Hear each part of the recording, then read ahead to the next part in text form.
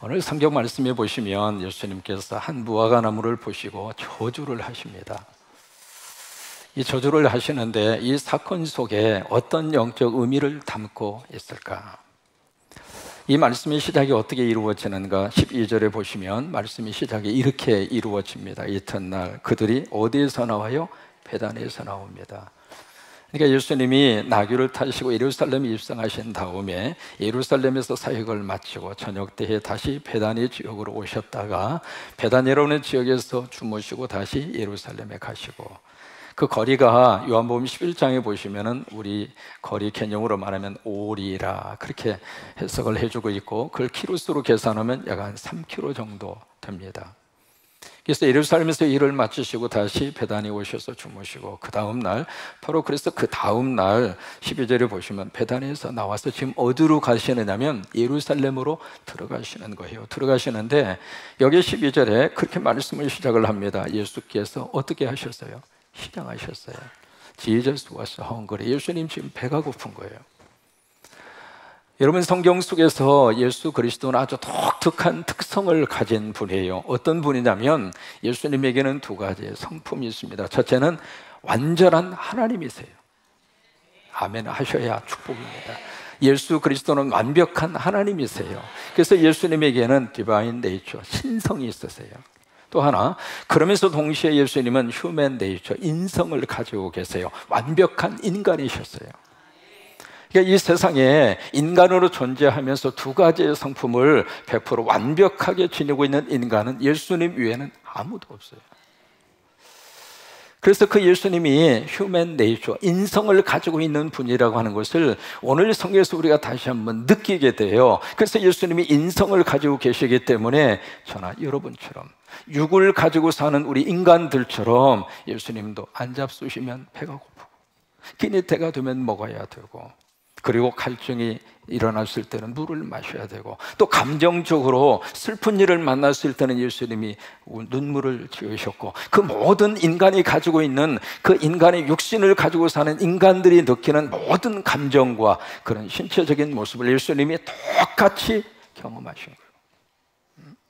그래서 오늘 12절 말씀에 예수께서 시장하신지라, 예수님이 지금 배가 고픈 거예요. 여러분, 배가 고프면 어떤 신체적인 현상이 나타날까요? 첫 번째로 나타나는 현상이 뭘까요? 꼬르륵 꼬르륵 소리가 나요. 또 소리가 나는 것으로 그치지 않고 배가 고프면은 다리가 후들거립니다. 여러분, 참고적으로 저는 주일날 오후에 만약에 저녁에 신방을 받을 일이 있으면 꼭 밥 주세요. 왜냐하면 주일날 저녁에 가장 배고파요. 하루 종일 이 설교를 하면서 1부, 2부, 3부 에너지를 쏟아놓다가 보니까 점심을 먹어도 그 점심이 금방 꺼져버려. 참 묘해요. 교회에서 먹는 밥은 소화도 잘 돼. 여러분, 반찬이 부실한 게 아닙니다. 소화가 잘 돼서 그런 거예요. 우리 식구들끼리 같이 모여서 은혜 받고 밥을 먹으면 그렇게 밥맛이 끝내주는 거예요. 그래서 이제 먹기는 먹지만은 주일 저녁에 되면 그렇게 배가 고파요. 배가 고픈데 배고픈 상태에서 신방 갔는데 밥도 안 주면 신경질 나.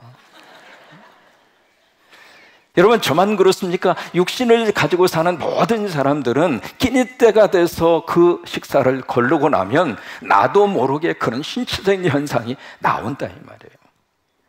여러분, 영국의 옥스퍼드 사전이라고 있습니다. 그 사전에서 1년에 한 번씩 뭘 하느냐면 전 세계적으로 새롭게 사람들이 쓰는 언어를 그 사전에다가 새로 집어넣어요. 신조어가 나왔으면은 그것을 집어넣는데, 여러분, 몇 년 전에 옥스퍼드 사전에 새롭게 등재가 된 신조어가 있습니다. 그 신조어가 바로 뭐냐면 행그리라고 하는 말을 옥스퍼드 사전에 새로 집어넣었어요. 행그리라고 하는 말이거든요. 이 단어가 어디서 나오느냐면 두 가지의 단어가 합성이 됐어요. 저처럼 우리가 배가 고프잖아요. 배고픈 것을 영어로 헝그리라고 그래요. 자, 우리 미국 교수님 앞에서 제가 지금 문자 쓰고 있는 겁니다. 우리 배가 고픈 것을 헝그리 그렇게 이야기하거든요. 그 다음에 우리가 화가 나잖아요. 화가 나면 화가 나는 것을 영어로 앵그리 그래요. 그래서 이 배가 고파서 화가 난 것을 같이 합성을 해서 나온 신조어가 한가리예요. 무슨 얘기냐면 사람이 배가 고프면 화가 난다 이 말이에요. 그래서 부부싸움 하더라도 먹여놓고 싸우세요. 이게요, 먹는 것 가지고 자꾸 말이죠, 안 주고 그러면 사람이 참 치사합니다. 싸울 때 싸우더라도 먹이고 싸워야지. 그리고 회유를 할 때 해도 배고픈 상태에서 회유를 하면 괜히 짜증이 나요. 그것은 모든 사람이 동시에 가지고 있는 그런 신체적인 현상이라 바로 그 말이에요. 그래서 이세 저세 중에 최고의 새는 먹새라 그래요. 또 하나, 길 중에 최고로 좋은 길은 위로 내려가는 길. 위로 내려가는 길. 이게요, 입이 열리면 사람이 마음이 열리게 되어져 있어요. 근데 예수님도 지금 끼니를 걸으셨기 때문에, 육신을 가지고 사는 예수님이셨기 때문에 똑같은 우리와 같은 그런 성품과 그런 성격, 똑같은 휴먼 네이처를 가지고 있는 예수님이셨기 때문에 똑같이 느끼신 거예요. 그래서 히브리서 4장 15절에 보시면 하나님이 그렇게 말씀을 하세요. 우리에게 있는 대제사장, 그분이 누구냐면 예수 그리스도죠. 예수 그리스도는 우리의 연약함을 동정하지 못하실 리가 아니요. 무슨 얘기예요? 부정의 부정은 긍정이거든요. 우리가 믿는 예수님은 우리의 연약함을 동정한다 이 말이에요. 영어로 하면 엠파시 한다 이 말이에요. 내가 느끼는 감정 예수님도 똑같이 느끼고 있고, 지금 군산 지역에 살고 있는 우리들이 지금 여러 가지 많은 불안한 그런 기류가 지금 이 지역 사회 속에 엄습하고 있는데, 그 속에서 마음속에 걱정이 되고 앞으로 어떻게 할까? 여러분, 가장의 책임이라고 하는 것은 무한 책임이 어깨 위에 있잖아요. 이런 속에서 앞으로 내 인생이 어떻게 될 것인가, 처자식을 어떻게 먹여 살릴 것인가, 그런 걱정과 염려 우리 마음속에 생길 수밖에 없잖아요. 그런 감정을 예수님은 똑같이 느끼신다 이 말이에요. 그래, 힘들지. 그래, 나도 힘들다.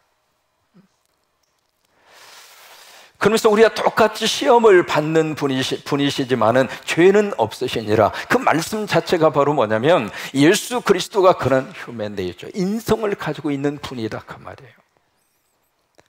그래서 이제 배가 고픈 예수님이 그 다음에 13절에 보시면 뭔가 시장길을 면하기 위해서 13절에 말씀을 한번 보세요. 멀리서 잎사귀가 있는 한 무화과 나무를 발견을 하고, 지금도 여러분 예루살렘에 가서 보시면은요, 길거리에 흔하게 이렇게 세워져 있는 나무 중에 하나가 무화과 나무예요. 그래서 잎이 아주 무성하고요, 열매도 풍성하게 열립니다.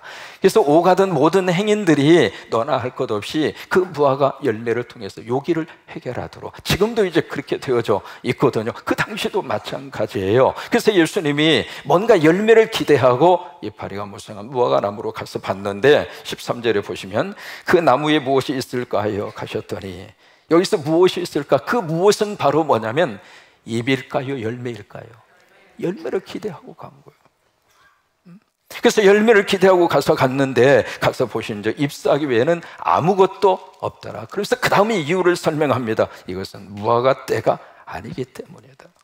좀 이해를 하셔야 될 필요가 있습니다. 무화과라고 하는 이 나무는 없을 모자의 곧 화자의 과실 화자예요. 그래서 꽃이 없는 상태에서 열매가 맺히는 과일, 그래서 무화과 그런 거예요.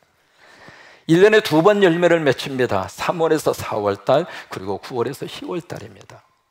그래서 이른 봄에 맺히는 열매가 있고, 그리고 가을에 9월달, 10월달 열매가 맺히는데, 무화과 그 과일의 제철 과일 맛은 9월, 10월달에 맺혀지는 과일이에요. 그때가 맛이 최고로 좋아요. 지금 예수님이 과일을 구하는 그 시기는 4월달입니다. 그러면 이른 봄에 3월과 4월달에 무화과 나무에 열매가 맺힐까요? 안 맺힐까요? 맺혀요. 이른 봄에 열매를 맺혀요. 여기서 때가 아니라고 하는 사실은 9월달, 10월달 그 무화과의 제철이 아니다 그 뜻이에요. 그 뜻이지 이 무화과 열매가 맺혀지지 않는 때다 그 말이 아닙니다. 그래서 예수님이 열매가 분명히 있을 시즌이거든요. 3월, 4월에. 그래서 가서 봤는데 열매가 없어요. 그러자 14절에 보실까요? 예수님이 어떤 행동을 하시는가? 14절에 예수께서 나무에게 말씀하여 이르시되 이제부터 영원토록 사람이 내게서 열매를 따먹지 못하리라 하시니 제자들이 이것을 듣더라. 예수님이 무화과 나무를 저주를 하신 거예요. 여러분, 성경에 많은 기적들을 예수님이 행하십니다. 예수님이 있는 곳에 기적이 있습니다. 예수님이 있는 곳에 기적이 있습니다. 예수님이 있는 곳에 기적이 있습니다. 예수님이 우리 가정에 오시면 우리 가정 안에 기적을 주세요. 그래서 예수님은 많은 미러클, 기적을 행하셨는데 기적은 두 가지의 종류예요. 첫째로 긍정적인 기적이 있습니다. 살리는 기적이에요. 거의 대부분 예수님의 기적은 살리는 기적을 행하셨어요. 병든 사람을 살려주셨고, 귀신 들린 사람을 살려주셨고, 심지어 죽은 사람을 살려주셨고, 여러분, 예수님이 우리 가운데 오시면 우리를 살려주세요. 군산 지역에 주님이 오셔서 주님이 이 지역을 살려주시게 되기를 주의 이름으로 축원합니다. 그래서 예수님의 기적은 살리는 기적이에요. 근데 오늘 기적은 죽이는 기적이에요. 그러면 예수님이 왜 이 죽이는 기적을 예수님이 행하셨을까? 그 이유가 있습니다. 여러분, 요한복음에 보시면은 미러클, 기적이라고 하는 단어를 잘 쓰지 않습니다. 요한복음에서는 어떻게 쓰고 있느냐면 이적 또는 표적이라고 하는 말을 요한복음은 많이 쓰고 있습니다.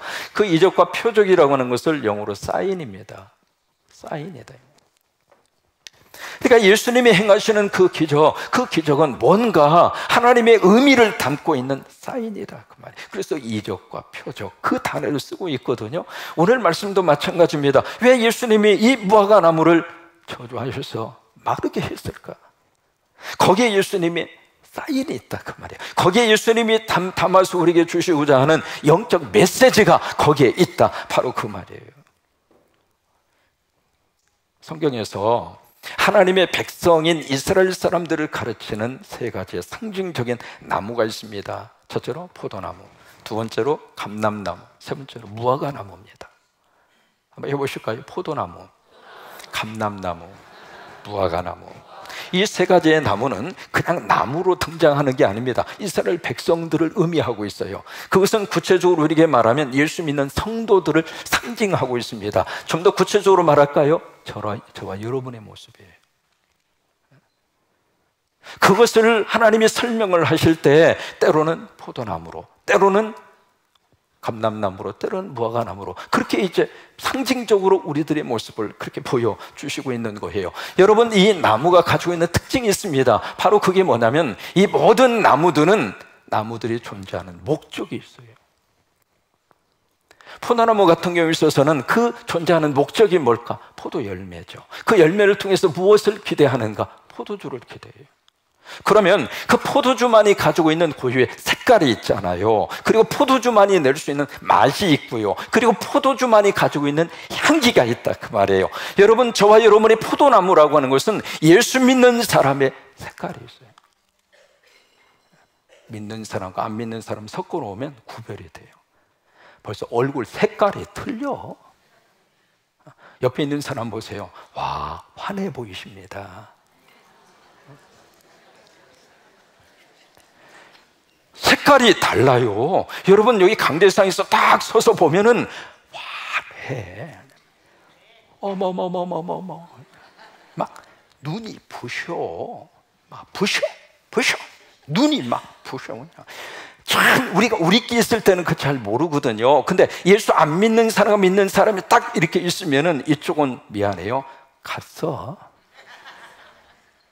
근데 예수 믿는 사람은 얼굴 속에 희망이 있어요.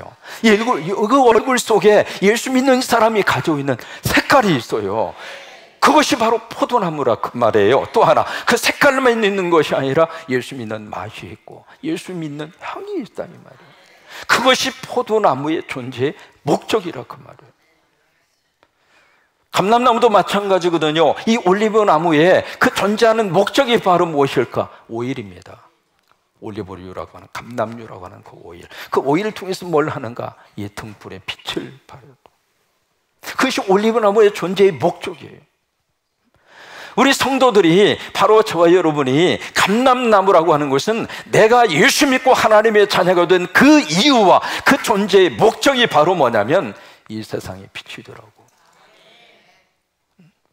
그래서 요한복음 5장 13절 14절에 보시면 두 가지 너무 귀한 말씀을 예수님이 산상수훈에서 해주세요. 첫째로, 너희는 세상의 소금이다. 또 하나, 너희는 세상의 빛이다. 한번 해보실까요? 따라서 하면, 내가 세상의 소금이다. 한 번만 더요. 내가 세상의 빛이다. 근데 그 영어로 보시면 재밌습니다. 오늘 계속 문자를 제가 쓰는 거예요. 그 영어로 보시면 바로 뭐냐면 The light of the world, the salt of the world. 뭐냐면 정관사 더가 붙어 있어요. 무슨 얘기냐면 이 세상에 많은 빛이 있는데 그 빛 가운데 하나, 그 말이 아니라 바로 네가 세상의 빛이다 그 말. 예수 믿고 하나님의 자녀된 바로 네가 세상의 소금이다 그 말이에요. 여러분, 이 말씀이 우리들의 얼마나, 우리들 존재가 얼마나 하나님 앞에서 귀한 존재인가, 그것을 여실히 보여주고 있는 말씀이에요. 어깨 피세요. 절대로 기죽어 살지 마세요. 여러분이 세상의 소금이고 여러분이 세상의 빛이다 그 말이에요. 나라고 하는 존재를 하나님이 그렇게 우리를 소중하게 보시는 거예요.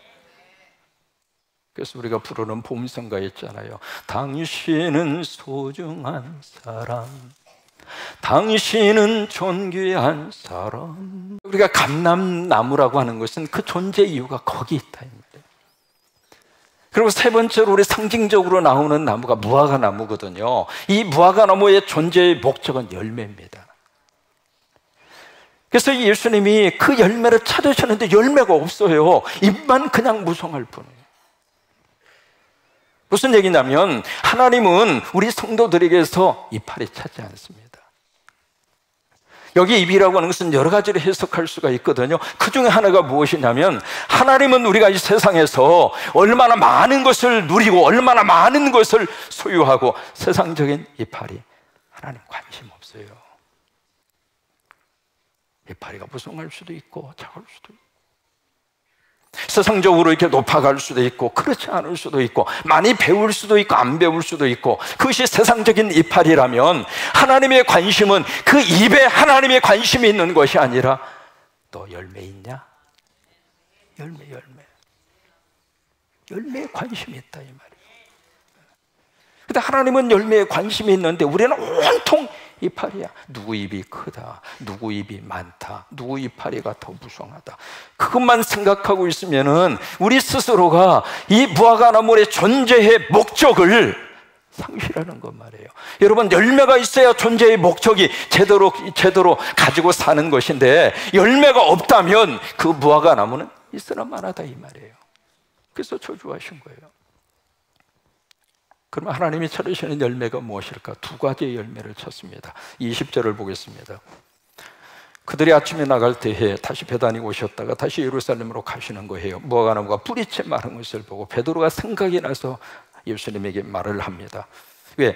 어제 예수님이 저주하신 그 사건을 생각한 거죠. 라피여 보소서, 저주하신 나무가 무화과 나무가 말랐나이다. 그러니까 22절에 예수님이 답변을 하십니다. 예수께서 그들에게 대답하여 이르시되 누구를 믿으라?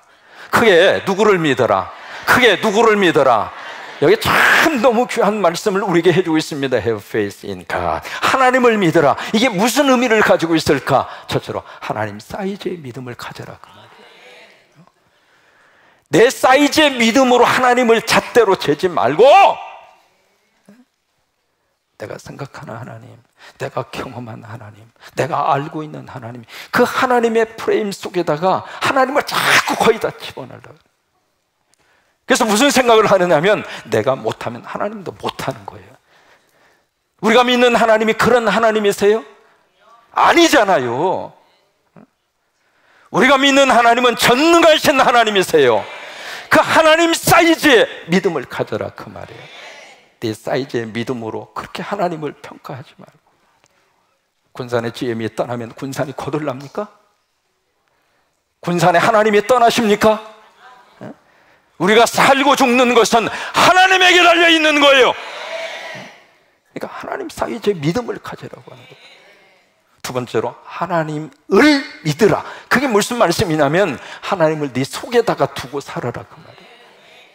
예수님을 밖에다가 세워놓고 밖에서 예수님을 찾으려고 하지 말고 예수님을 내 안에 모시고 그 예수님과 같이. 여러분, 주님이 내 안에 계시면은 여러분 넘어졌다가도 일어설 수 있고, 사람이 항상 하는 일마다 잘 되는 인생을 보장받고 사는 사람이 어디가 있어요? 잘 될 때도 있고 안 될 때도 있는 거지. 저는 이민생활 20년 하면서 이사를 16번밖에 안 했어요. 하도 많이 이사 다니니까 집에서 형제들이 미국은 저렇게 이사 다니는 그런 나라인가 보다. 이사 가고 싶어서 이사 간 게 아니에요. 심지어 어디까지 이사를 갔는가 방도 없는 거기에 싱글룸이라고 그래요. 배출러. 우리 저분들은 아세요. 또 어디까지 갔는가? 거라지. 차고까지 갔어요. 차고까지 갔는데 차고에 가니까 이게요, 부엌도 없고 화장실도 없고. 차고에 무슨 부엌이 있고 화장실이 있어요. 그러니까 이게 참 곤란한 것이, 화장실 가는 것이 그렇게 사람에게 있어서 곤란한 것을 그때 처음으로 느꼈는데, 이게 작은 것은 그냥 어디든지 해결이 돼요, 참새는. 근데 독수리는 아무데나 해결할 수 있는 게 아니잖아요. 목사님 무슨 참새고 독수리예요, 그냥 넘어가요. 그런 거 있어요. 이게 밤 12시가 돼서 생리적인 현상이 나타나면 화장실에 가려면 문을 하나, 둘, 셋, 넷, 5개를 열어야 화장실에 가요. 밖으로 나와가지고. 가기가 좀 귀찮으니까 이렇게 휘영철 밝은 달이 또 있으면은 그냥 이렇게 가다가 거기에 정원, 거기에 장미 한 송이를 다 심어놨는데, 그래, 너도 걸음이 필요하지? 그러면 내가 그냥 직접적으로 너에게 공급을 해줄게. 그래서 뜨뜻한 걸 이제 공급을 해드렸는데 돌아가셨어.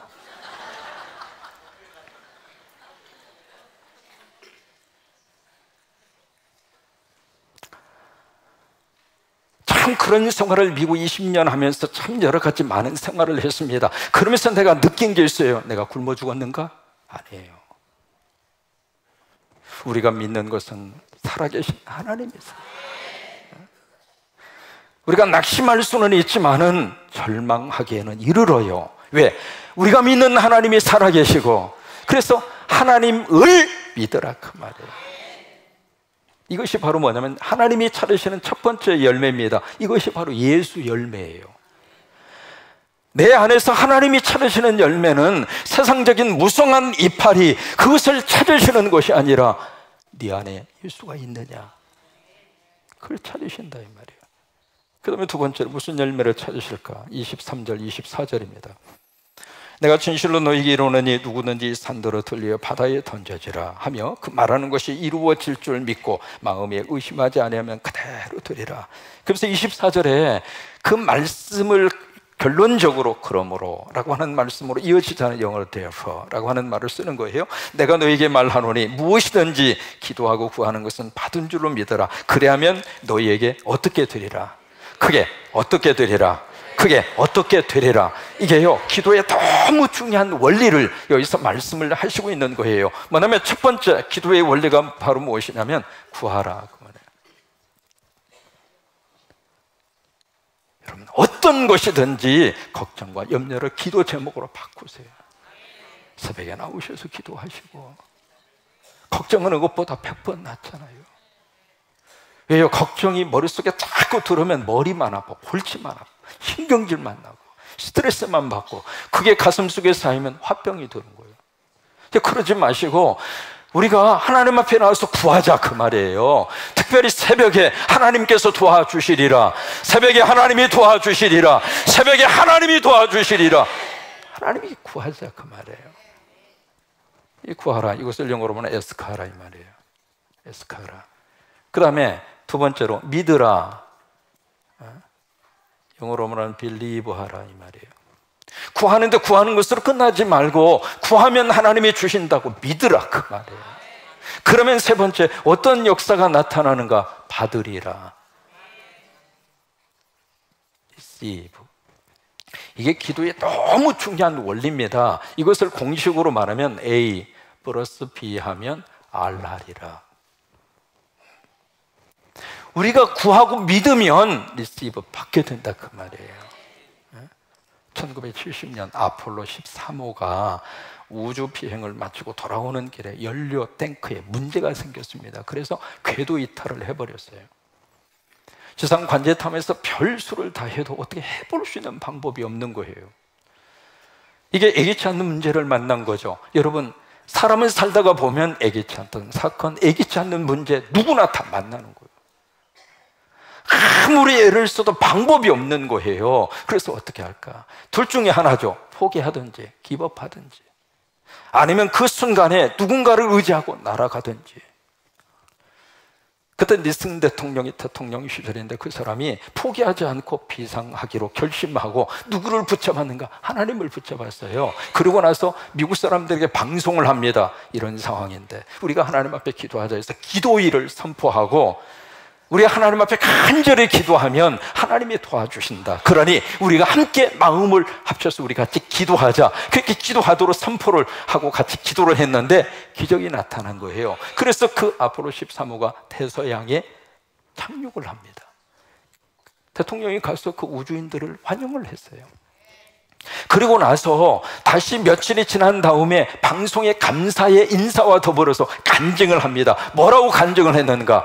지금도 하나님은 우리 기도에 응답하십니다. 그럼 닉슨이 기도하면 하나님이 들으시고 우리가 기도하면 하나님이 안 들으시고 그러나요? 아니잖아요.